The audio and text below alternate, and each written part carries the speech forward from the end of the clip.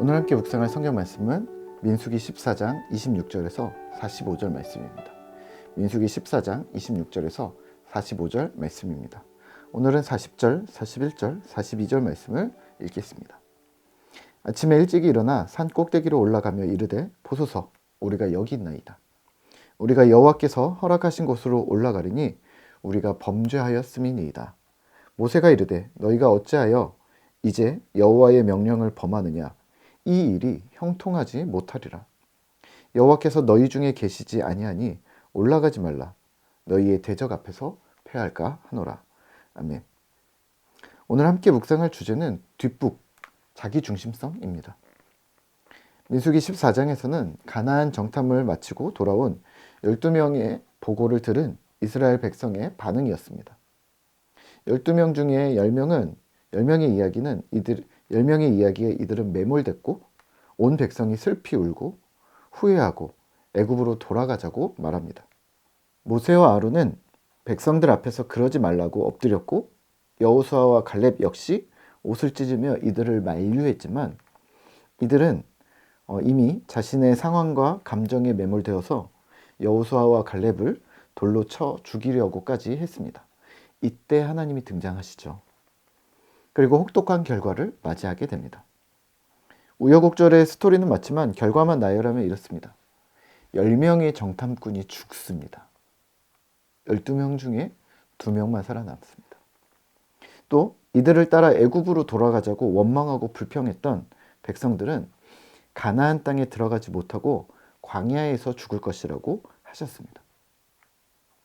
또 이들의 가족들, 자녀들은 가나안 땅에 들어갈 것이지만 40일의 정탐일을 1년으로 계산해서 40년 동안 광야 생활을 하며 고난을 경험할 것이라고 합니다. 결국 원망하고 불평했던 자들의 가족들 역시 함께 고통에 동참하게 됩니다. 매번 자신들의 상황에 매몰되는 모습을 보여주었던 이전 세대들, 신앙이 없음을 삶으로 보여줬던 세대들에 대한 하나님의 심판과 진노였습니다. 그리고 그것을 옆에서 지켜본 다음 세대들이 같은 길을 걷지 않도록 명확한 지침을 보여주신 것입니다. 두렵고 무서운 일입니다. 오늘 집중해서 볼 부분은 이 이후에 바로 이어지는 이스라엘의 행동입니다. 10명의 정탐꾼이 죽고 이 소식을 들은 이스라엘은 크게 슬퍼합니다만 곧바로 이렇게 행동합니다. 40절입니다. 아침에 일찍 일어나 산 꼭대기로 올라가며 이르되 보소서 우리가 여기 있나이다. 우리가 여호와께서 허락하신 곳으로 올라가리니 우리가 범죄하였음이니이다. 이들은 스스로 결정합니다. 하나님과 상관없이 말입니다. 우리가 올라가서 싸우겠다고 합니다. 우리의 범죄를 내가 상쇄하겠다, 내가 해결하겠다 얘기합니다. 내 행동으로 만회해 보겠다고 말합니다. 이 부분은요, 좀 그렇습니다. 왜냐하면 뒷북이기 때문입니다.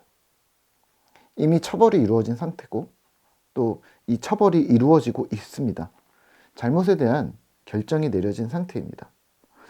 타이밍도 이미 놓쳤습니다. 무엇보다도 이들은 자신의 기질을 여전히 버리지 못하고 있습니다. 인간인 저도 보이는데 하나님께서도 이들의 기질을 정확히 간파하셨을 겁니다. 즉흥적이고 자기중심적이고 제멋대로 하는 이들의 기질 말입니다. 모세는 이들을 만류합니다. 41절입니다. 모세가 이르되 너희가 어찌하여 이제 여호와의 명령을 범하느냐. 이 일이 형통하지 못하리라. 여호와께서 너희 중에 계시지 아니하니 올라가지 말라. 너희의 대적 앞에서 패할까 하노라. 아멘. 우선 가나안 땅으로 진격하는 것을 좌절한 상태에서 뒤늦게 엇박자로 결정한 이 결정은 누가 한 것일까요? 하나님이요? 아니죠. 이스라엘의 백성들입니다. 그러면 이러한 진군을 하나님께서 어여쁘게 봐주시겠지라고 결심한 것도 누구일까요? 네, 이스라엘 백성들의 자기 중심성에서 발로된 결심입니다. 하나님이 올라가라 명하실 땐 싫다고 거부했고 하나님이 올라가지 말라고 할 땐 가겠다고 또 반대로 행동했습니다. 계속 엇박자입니다. 오늘 우리 역시 마찬가지입니다. 신앙생활을 하다 보면 열심히 계산해야 할 때도 있지만 또 믿음으로 결단을 해야 할 때도 있습니다. 예를 들면 이런 거죠. 교역자들의 생활이 넉넉하지 않다는 것을 대부분의 성도님들이 아실 텐데요. 요즘에는 일하는 목회자라고 하면서 이중직을 하는 목사님들이 늘어나고 있습니다. 저 역시 마찬가지인데요. 믿음으로 살지만 가정의 생존이 걸린 문제이기 때문에 철저히 계산해보고 삶의 방향과 내용들을 하나씩 보완, 수정해 나가고 있습니다. 하지만 여기서 원칙이 있습니다. 혹 제 일이나 삶의 방향이 하나님을 섬김에 있어서 또 교회 공동체를 섬기는 데 있어서 손상이 된다면 그 일에 대해서 심각히 고민을 하고 조정해야 한다는 원칙입니다. 하나님이 우선순위임을 잊지 않으려는 몸부림인 것이죠. 반면에 이렇게 행동하지는 않습니다. 하나님을 2순위에 두고 교회 공동체를 뒷전으로 두고 오늘 내가 세상으로 일하러 가면 하나님께서 나를 이뻐해 주시겠지? 왜냐하면 나는 바빴으니까. 예를 들면 지난 주일에 설교를 제가 좀 못했으니까 조금 망쳤으니까 오늘은 세상으로 가서 더 열심히 일을 해야지. 그러면 내가 설교를 조금 엉망으로 한 것을 하나님께서 용서해 줄 거야. 너무 극단으로 예를 들은 건가요? 네, 여튼 이런 식으로 하나님에 대한 내가 실수와 부족함을 다른 것으로 자꾸 채우려고 하는 거죠. 근데 그게 내가 결정했다는 것이 그게 문제입니다. 이렇게 하면 우선순위를 결정하는 것, 잘못이나 실수에 대해서 상쇄하는 방법도 당사자인 하나님을 배제한 채 내 방식으로 자기중심적으로 결정하는 그게 문제라는 말입니다. 오늘 이스라엘이 그랬습니다. 하나님이 안 된다고 그랬는데 자신들이 하나님께 미안하니까 올라가서 전쟁하겠다고 합니다. 그러면 하나님의 마음이 풀리지 않겠냐고 말합니다. 네, 그러면 안 된다는 거 아시죠?